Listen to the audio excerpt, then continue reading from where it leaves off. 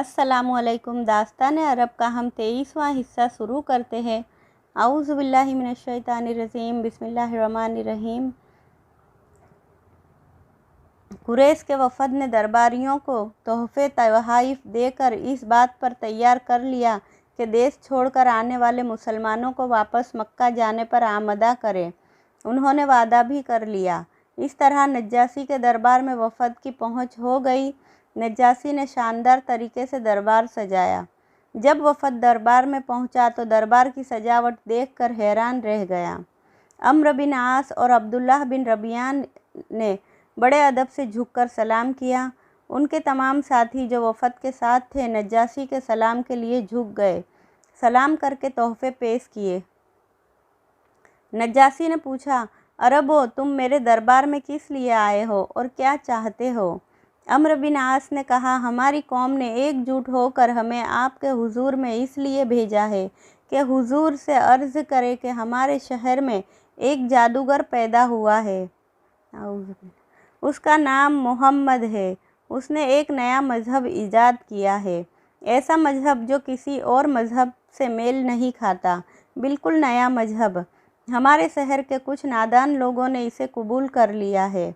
हमने जब इन पर ज़ोर दिया कि इस नए मज़हब को छोड़ दे तो वो बेवकूफ़ वहाँ से भागकर हुजूर की हुकूमत में आ गए हैं। हम उनको वापस ले जाने के लिए हुजूर के दरबार में हाजिर हुए हैं। नज्जाशी को उनकी बातों को सुनकर बड़ा ताज्जुब हुआ और उसने कहा, नया मज़हब ईजाद किया है? लोग जादू के शिकार हो गए हैं? ये समझ में आने वाली बात नहीं है। अम्र बिन आस ने कहा, जनाब, हमको खुद अफसोस है। मोहम्मद ऐसा जादूगर है जो उससे एक बार बात कर लेता है वो उसका आशिक हो जाता है। उसने हमारी कौम में एक नया फितना पैदा कर दिया है, नया मज़हब ईजाद किया है। हुजूर उन लोगों को बुलाकर मालूम कर ले। नज्जाशी ने कहा, मैं ज़रूर बुलाऊंगा। मुझे उनको देखने का शौक़ है। वो अपने आप को क्या बतलाते हैं?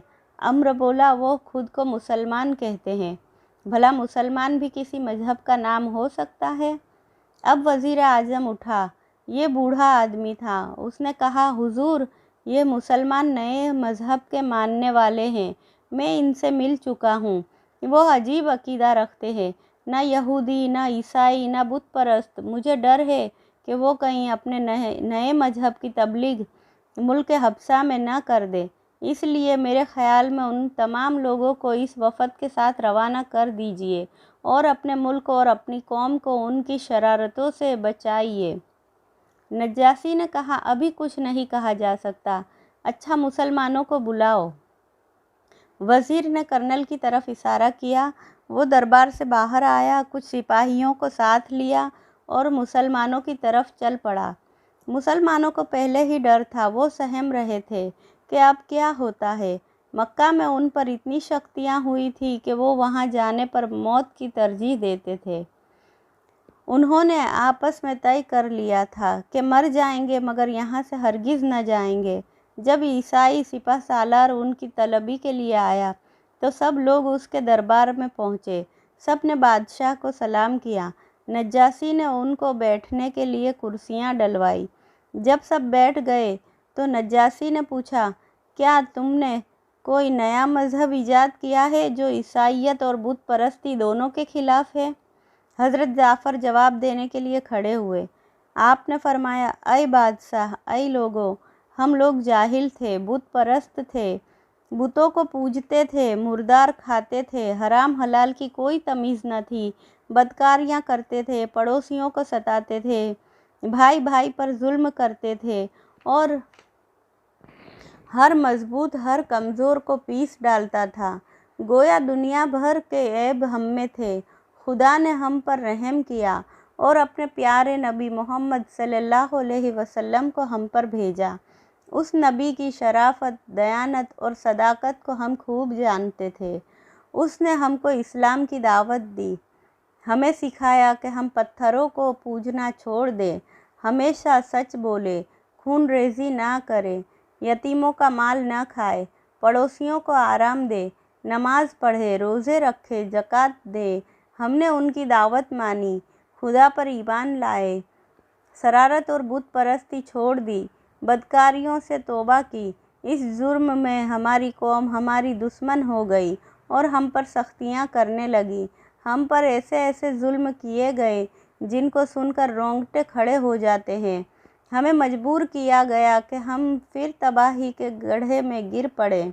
हमने तंग आकर पनाह ली। अब ये हम पर फिर जुल्म सितम करने के लिए यहाँ से ले जाना चाहते हैं।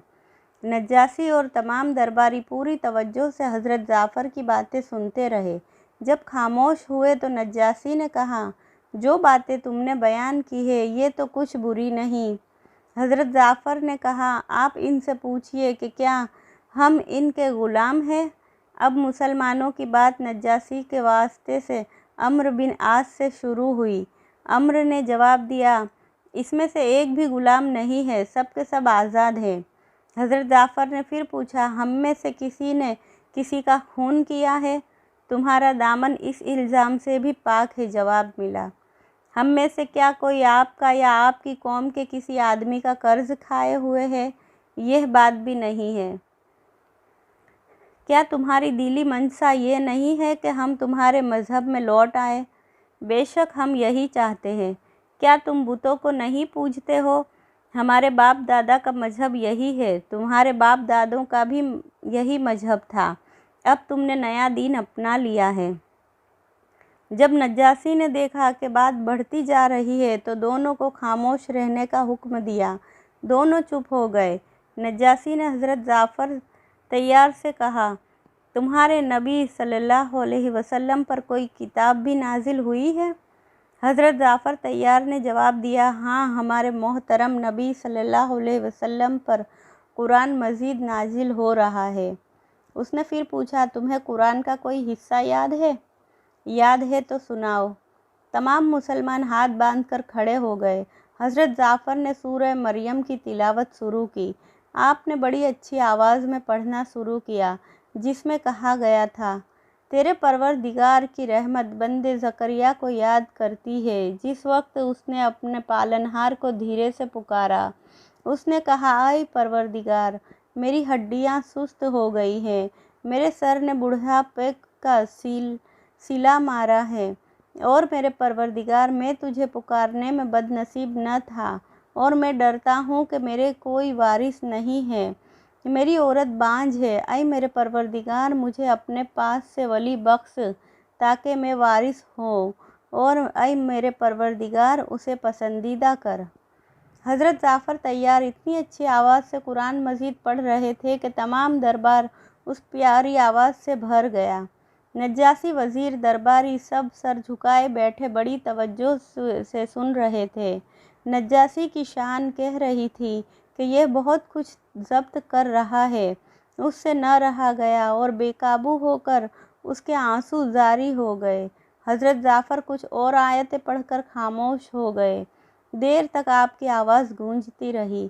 कुछ देर बाद नज्जासी ने सर उठाया, रेशमी रुमाल से आंसू पोंछे और कहा, खुदा की कसम, इस कलाम से सच्चाई की बू आती है। ये ऐसा ही कलाम मालूम होता है जैसा कि तौरात में है। मैं इकरार करता हूँ कि यह कलाम इंसान का कलाम नहीं है, बल्कि यह खुदा का कलाम है।